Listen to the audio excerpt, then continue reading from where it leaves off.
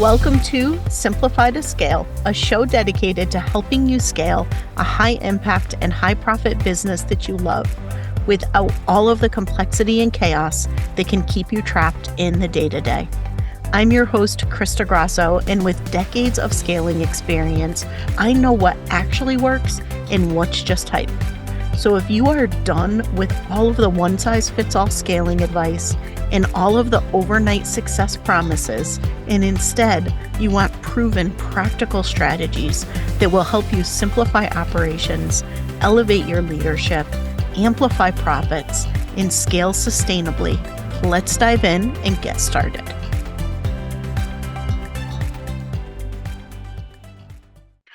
Hello, and welcome to another episode of the Simplify to Scale show. Today, we are continuing our series on some of the changes that are happening in the market that are impacting operations. And today, specifically, we're going to be diving into systems. Now, one thing I want to clear up, first of all, is I hear the word systems misused all the time. It's one of the most misused words in operations, including by people who run and lead operations. So system is not the same thing as your tool. System is not the same thing as your SOPs and your processes.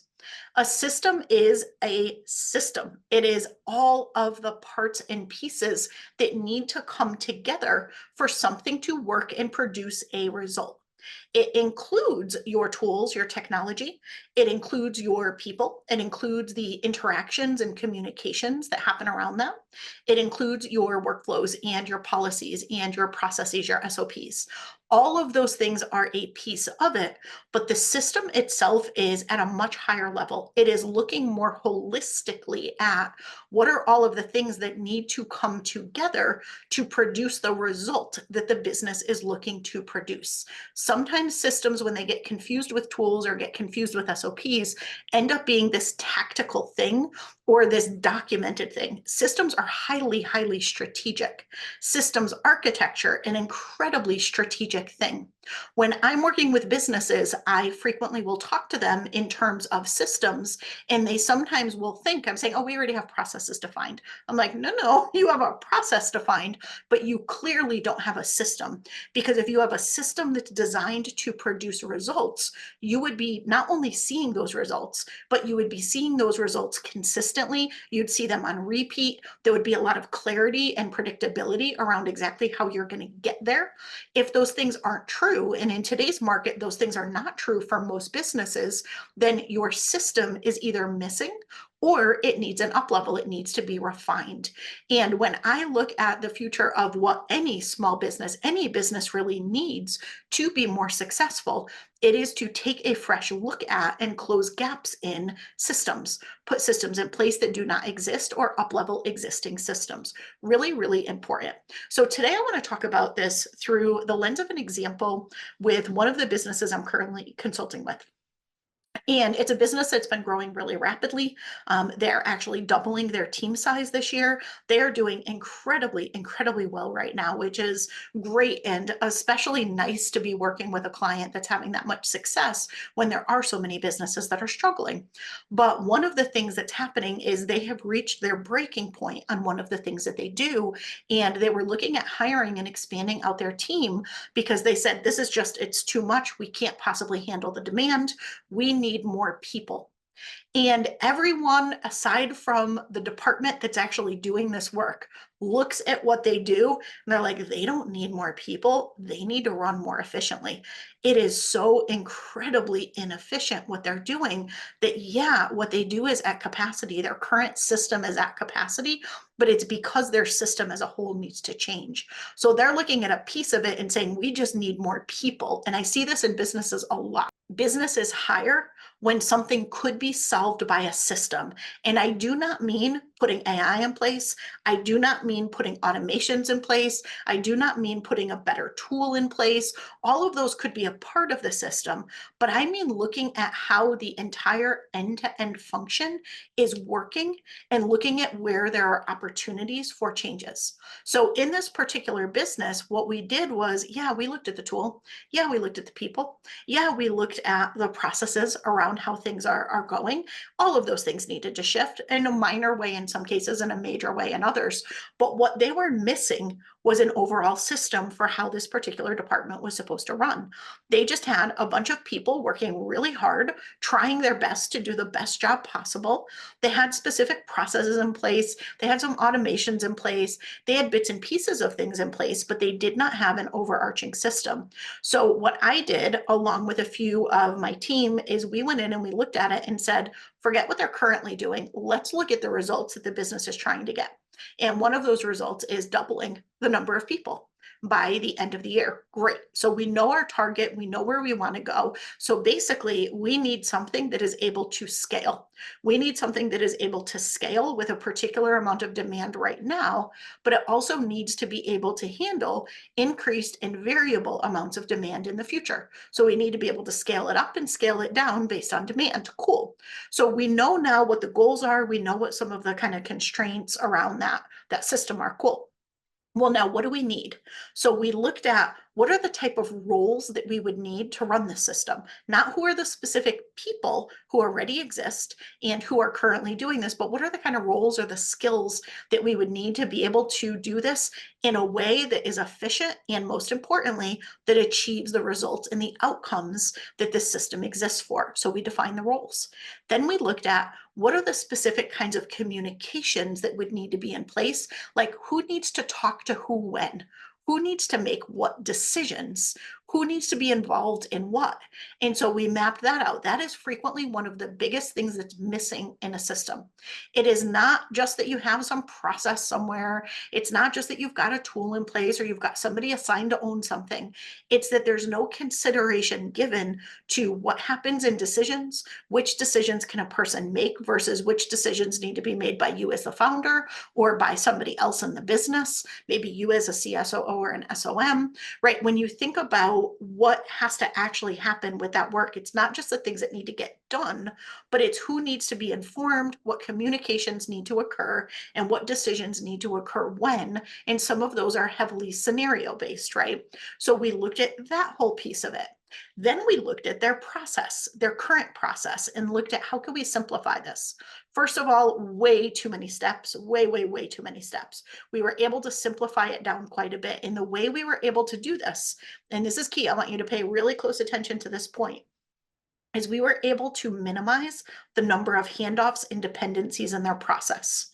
The way that they currently are structured is one person would do a piece and then it would go to somebody else to do a piece, and then it would go to somebody else to do a piece, and then it would go to somebody else to do a piece. Now, because of that, there would be gaps, there would be delays, there would be misunderstandings or miscommunications.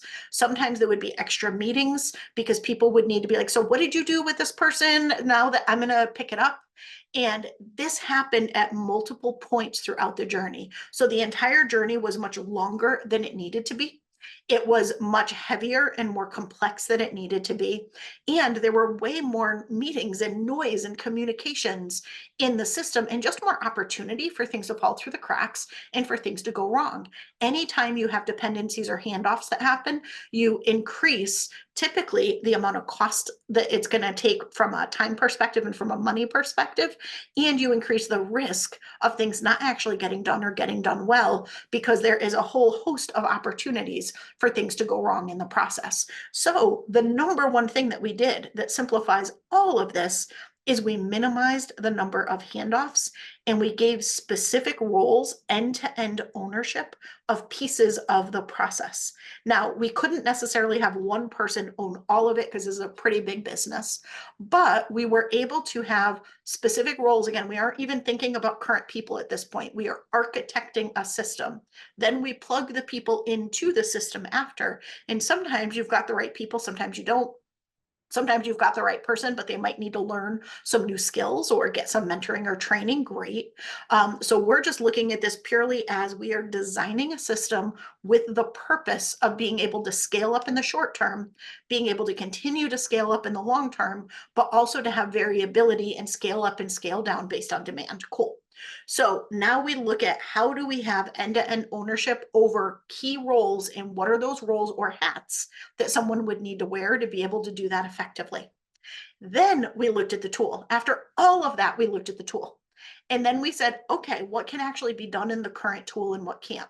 What are the current issues in the tool? Well, the data in the tool was absolute garbage. So it was really challenging for people to get the information they needed. So there were all sorts of extra meetings and extra communications and extra noise because nobody could either find what they wanted or trust the data that they were seeing because it wasn't accurate. So we put together a plan to strip out all of the noise out of the system, to simplify everything down end to end, and again, to build instead of what this current team had done, which is what most people do. This is kind of what tends to happen is they had a need, they went and got a tool, they started using it. Over time, they built up functionality and added this and added that and added that. And then over time, the tool became the constraint. The tool became so heavily structured in a particular way, or they put this policy in place over here and this procedure in place over here and this SOP over here. And over time, those processes, those tools, those SOPs actually became the bottleneck and the constraint that caused the complexity in the business, that caused all the chaos and the extra communications and noise instead of alleviating it because it had been done in a very fragmented one-off way. They had built up from the bottom instead of starting strategically at the top. They were tactically trying to solve needs as they went along, and that never works well. It works in the moment, but you frequently end up making concessions like, oh, well, I mean, for right now, we just got to get this done. So we're just going to put this in place. We'll circle back to this. Nobody circles back to anything, right? And so what we needed to do instead was take that like 30,000-foot view and look at what is the actual system that we need? How does this need to function? How do all the different parts and pieces need to fit together? And how do we do this in a way that's going to help the business make a ridiculous amount of money when this works well? First of all, they are going to save a stupid amount of money. But beyond that, they are going to be able to make a lot more money when the system is in place.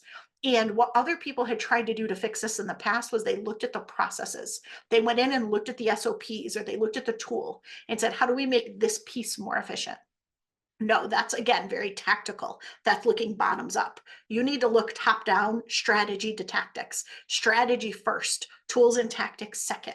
So now that we have this whole system architected as to what it should look like, how it should function, who we need to do what from a hat or a role perspective, now we can start to get into the actual plan and the tactics.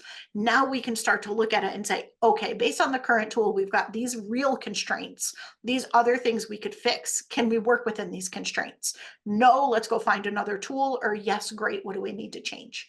Right? Okay, here's the roles and the hats that we need. Who are the people that we have and how do they align to these roles? Who needs what support, training, mentorship? Is there anywhere where we do need to actually hire somebody? What we found was they thought they needed to hire quite a few people. They don't actually need to hire a single person right now. We have a threshold at which when that hiring will need to take place, but today they do not need to hire anybody because it was more the inefficiencies of the process. And this is what happens as a business grows. This is what happens as a business scales, right? In the early days, it's just you as a solopreneur. Maybe you got like a VA to help you and you're trying to just stitch things together and make it work. Then you start to build out a team.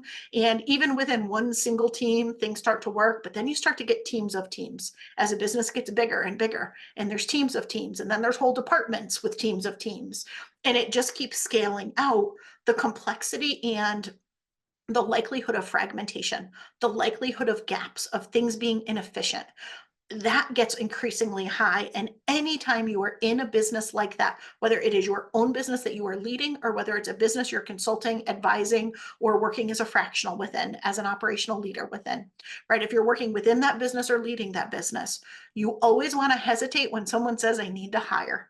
That is a red flag that says, do you? Or do we need to look at making what you're doing more efficient? Do we need to break down some of these dependencies and these handoffs and these things that get in the way? Is the tool no longer helping and actually a constraint?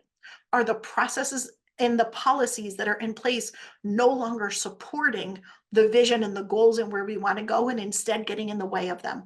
If you do not keep refining and optimizing things, they will eventually get in the way of things. But also, if you are optimizing in a vacuum and you are just looking at that policy or that SOP itself and not bringing it up to the overarching system level, you will locally optimize for that thing being really efficient, but you will have fragmentation and you will not have something that works and will not take you where you want to go.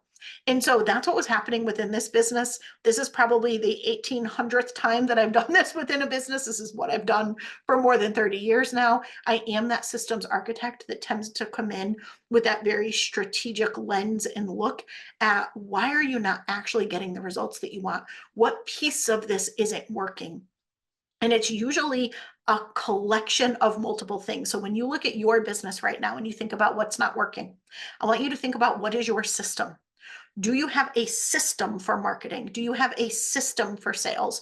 Do you have a system for hiring? Not an SOP that tells you what steps to follow, but an actual system that makes it crystal clear exactly what goals and what outcomes you're trying to achieve, how you need to get there, who you need from a hat perspective that somebody might be wearing, or from a specific role if your business is big enough that you can hire people for some of those dedicated roles. What tools and technology do you need? What workflows, what automations, what processes do you need in place? Are you looking at that very strategic lens of where you're trying to take something and all the parts and pieces? Do you have metrics and analytics in place? Are you able to measure how well things are working? That was one of the other gaps in this system, was metrics were pretty much impossible. You couldn't pull them out of the tool. Nobody knew what was going on. The team was so overworked and moving so fast. They didn't have time to track things, to find things, to even be able to answer the questions that other people needed to make the decisions that I mentioned. So in your own business, are you tracking the metrics and measures around each of those core things that you do in the business to make sure that they are working well, to see the cause potentially of why you're not getting the results that you want to get, right? As a founder, you need to be thinking of systems all the time. You may not be the one who wants to go and implement them. That's your right-hand leader. That's where you hire a chief strategy and operating officer, a scalable ops manager. You find your right-hand person, right? They should be super skilled at systems. If somebody comes to you and says, yeah, I build systems, I'm going to create your SOPs for you, they do not understand systems. A system and an SOP are not the same thing. They're not even close to the same thing. An SOP is such a small piece of the overall system. It's an important piece of the overall system, but it is a piece. It is not the same thing as the system. I can always tell how seasoned somebody is in their ops career or in their experience when they use the word system and SOP interchangeably. I can usually tell that either they're fairly new to what they're doing or they have not really worked at a strategic level. They've been much more at a tactical level. They are probably a total rock star at developing great SOPs and at optimizing those processes, but they probably don't truly understand systems architecture in a way that moves the business forward. They might save you a little bit of time. They might make things run a little bit smoother and a little bit more efficiently, but they are not going to actually take you towards the big goals, the big outcomes that you're looking for in your business. And that is where, when I look at the future of what's needed for operations, right? As a founder, you need to be recognizing what a system is and what systems you might have in place and what ones you don't. I mean, the reality is your business always has systems, whether they were intentional or not. But if you have unintentional systems, I am certain they do not work well and they are highly fragmented. So you need intentional systems with clear outcomes and results that you are building towards. You don't want to be stuck in a tool or stuck in a process. You want to architect what you need. And today, especially, where most of the systems of what you have done before, again, intentionally or unintentionally, are no longer working. The way you used to sell is probably not working the same. The way you used to market is probably not working the same. The way you used to deliver is not working the same. You might still be able to get people great results, but people aren't buying the same way, so they don't want to be delivered to the same way, right? There are all of these shifts that need to be done, and people are thinking very tactically. I need to shift my offer. I need to do this. Yes, very true. And you need to be thinking about it as a system. So for those of you who are right hands, for those of you who are consultants, advisors, if you work with other businesses in any capacity, this is what I think is so critical and so needed for the future of operations. It is not just let me write a better SOP. Yeah, cool, great, wonderful, but let me architect the right system. Let me be able to look at a business and see where there's gaps. Let me be able to go in and have the hard conversations and basically tell a business that their baby is ugly by saying, it's cool that you do all these things and this is never going to get you where you want to go. But if we make this change and this change and this change, we absolutely can get you there. That is currently what I'm doing right now with this one client in the example that I'm sharing here. This is what is needed. This is needed by you if you work with other businesses, and this is needed for you if you are a founder within your own business. Now, this is what we train, mentor, and certify people on. We spend like 4 minutes on SOPs because they are so not the most important part of things. Important, yes, again, not trying to minimize their importance, but we spend our time on implementing the systems a business needs and being able to tell where there's gaps in those systems. This is what I do in all of the work that I do with founders. I'm looking at your vision, I'm looking at your goals, I'm looking at the results and the outcomes you are trying to get, and I'm looking at where you have gaps and what we need to do differently to get you there so you're more profitable, so you're getting there faster, so you're not the one that has to do the things that you don't want to do.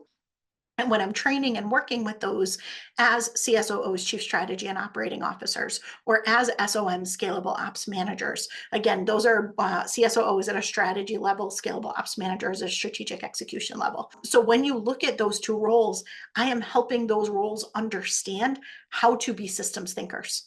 I am helping them understand how to diagnose what a business needs and how to close the gaps and how to design the thing that's really needed and how to have the difficult conversations that are inevitably going to come when you need to do those things. So to me, this is one of the most critical things that has always been needed in business in general. But when you are in a place of uncertainty, when you are in a place of reimagining or reinvention, whether you're making micro changes or macro changes, when you are in that place, your systems become more critical than ever. And I see so few people who truly understand this or who think this way. So here's a few takeaways I want you to leave this episode with. First of all, what are the results that you want in your business? What are the outcomes that you are going after? Once you are clear on that, release expectations on how you are going to get there and go in and look at yourself or with support, architecting the system that is going to make that possible. Part of a system is not only improvement, but also experimentation. So the goal with the system is not that it is perfect from day one. It is that you have something that's moving and you have cycles where you are continuously reviewing what's working, what's not working, how can we make improvements, what can we do differently, what can we do to get better, faster, cheaper results, more profitable results, more efficient results. You are always improving the system and you are always making micro changes. So first things first, get clear on what are the results and the outcomes that you're going after. Next is look at where do you need a system or where do you need to up-level your existing system? And then finally, what are the small experiments that you can run to start to look at what different results you can get that take you closer to where you want to be? If you are a founder, work with your right-hand person to do this. If you need somebody to come in who has that true systems thinking, ecosystems lens, just reach out to me, strategicopsinstitute.com/consult. I'll connect you with one of the people in my certification programs and get you paired up with your perfect right hand. And if you are a right hand, a fractional, a consultant, an advisor, go ahead and check out our certification programs. It's strategicopsinstitute.com/certification. You will find all of the details about them. We are now accepting applications for our October cohort, and I'd love to see you there. I hope you got a lot of value out of this episode and it made you think of things a little bit different and see how absolutely critical systems are to getting those repeatable results and making the adjustments that are needed when things stop working in your business. If you know somebody else who would find value in this episode, please do share it with them. And if you'd like to talk about this a little bit more in depth, join me for my Future of Ops workshop, which you can get all the details at strategicopsinstitute.com/future. As always, everything is down below in the show notes, and I will see you again next week. Thanks so much for tuning in to this week's episode of Simplify to Scale. If you'd like to take things further, I invite you to join me for my Scale Smarter, Not Harder interactive workshop. Head to strategicopsinstitute.com/scale-smarter to get registered. Not only will we dive into what might be keeping you trapped in the day-to-day, but you'll have the opportunity to ask me your questions live. If you got value out of today's episode, I'd love if you'd take a moment and rate and review the show so more businesses can learn to scale more simply and sustainably. Be sure to subscribe so you never miss an episode, and I'll see you again next week.